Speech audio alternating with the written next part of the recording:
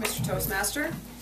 John, I'd like to offer my thoughts on your speech tonight. And before I start that, I'll preface it by saying this is just my opinion of your presentation this evening. First of all, you had a great opening. You used your situation in the room to be able to include your audience, and you showed adaptability, and you also showed poise in your speaking abilities. That's not easy to do, to incorporate details of the event after you've already planned your speech. Your body language was very good. You punctuated comments with your hand gestures. You stumbled around when you were drunk. And your example of Emily seeing double by calling the empty chair her twin sister was outstanding.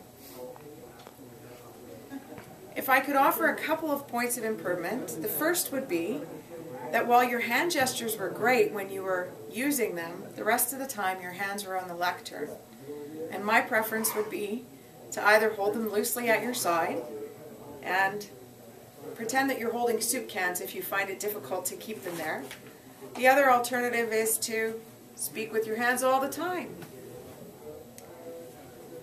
The other point of improvement that I would offer is your volume was not always adequate to be heard. I was sitting quite close to the back of the room, and while I realized there's a pipe band practicing over our heads, we need to be able to adapt to our circumstances, so my preference would be that you project your voice a wee bit more when it's quiet, when it's not quiet, rather, in your surroundings.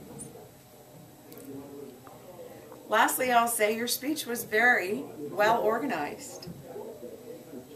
You had obviously put a lot of thought and effort into planning your speech to be able to incorporate your surroundings.